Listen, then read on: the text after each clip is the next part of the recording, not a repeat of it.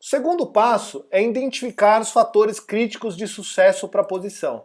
Então, quais são os conhecimentos técnicos que essa posição exige? Quais são os comportamentos esperados para essa posição? E quais são as motivações necessárias para essa posição? Tudo isso são fatores críticos de sucesso. Mas para você descobrir se a pessoa se adequa aos fatores críticos de sucesso da posição, depois que você identificou quais são eles, você foca nas perguntas corretas. Então você faz um script de perguntas que você vai abordar durante a entrevista. Então, qual foi a situação que você passou, que você demonstra esse fator crítico de sucesso? O que você fez? O que você poderia ter feito de diferente? Como que você poderia ter obtido o melhor resultado dessa posição? O que deu errado e por quê? O que deu certo e por quê? Você começa a medir aí um pouquinho a análise crítica da pessoa para poder avaliar se ela de fato consegue entender o cenário numa amplitude e com uma visão holística.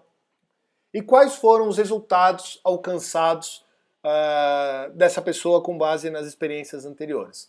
Então esse é o terceiro passo, focar nas perguntas corretas. E aí vamos lá, né? Eu passo 2 aqui, eu passei muito rápido, que é definir o fator crítico de sucesso para a posição. Então aqui eu trouxe 2 exemplos de fatores críticos de sucesso. Um, de pesquisa e desenvolvimento, que é uma área mais técnica de uma indústria farmacêutica, por exemplo.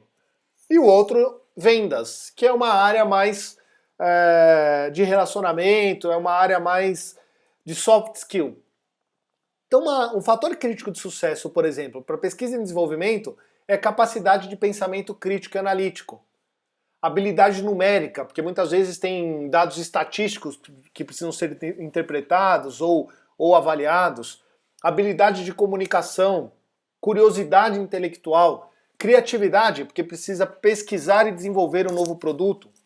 Tem que ser metódico, porque ao contrário do que muita gente pensa, a criatividade é um processo metódico. Ele não é um processo criativo onde você é iluminado em um determinado dia. Não, é um processo.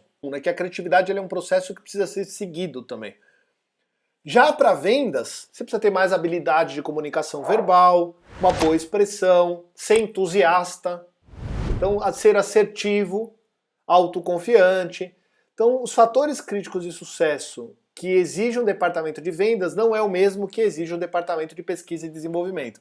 Então isso precisa estar muito bem alinhado, muito bem definido antes de começar o processo de seleção. Então aqui são alguns exemplos de perguntas que podem ser úteis para você fazer um bom processo de seleção e cobrir todo o fator crítico de sucesso que você definir no passo 2. E aí, quais são os exemplos de perguntas que podem ser feitas, né? E aqui eu só estou trazendo exemplos para poder ampliar um pouco o rol de perguntas, né? Mas, por exemplo, se você tem um fator crítico de sucesso que é tomada de decisão, quando você vai contratar um gerente, um diretor, que ele precisa tomar decisão, algumas perguntas que podem ser úteis é quais foram as decisões mais difíceis ou os maiores desafios que você já enfrentou.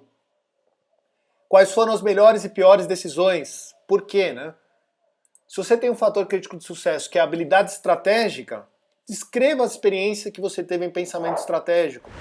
Inclui situações de sucesso e insucesso. Por quê, né? Sempre por quê.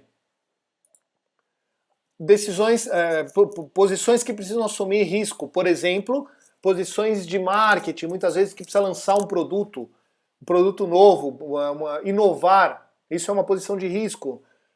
Qual foi o maior risco que você já assumiu nos últimos anos? Você teve bons resultados? Por quê? O resultado não importa muito, importa mais a forma que a pessoa vai descrever ou a forma que a pessoa vai analisar ou criticar aquele resultado. Criatividade, por exemplo, você tem uma pessoa que você precisa contratar alguém que é criativo.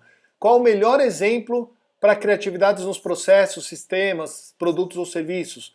Você tem algum projeto seu que você possa descrever que você atuou de forma direta e criativa? Gerenciar conflito. Muitas vezes tem uma posição que você precisa contratar que é um gerenciador de conflito. Baseado na minha experiência, controles internos, por exemplo, era uma área que tinha que gerenciar conflito do negócio, porque o negócio ele tem que ser flexível, rápido, dinâmico, tem que tomar decisões rápidas, com uma matriz de risco muitas vezes mais engessada, mais sólida. Então, a área de controles internos, as que eu trabalhei, por exemplo, tinha que gerenciar conflito. Então, identifique situações que você vivenciou conflito com outras pessoas. Como que você trabalhou para resolver esse conflito?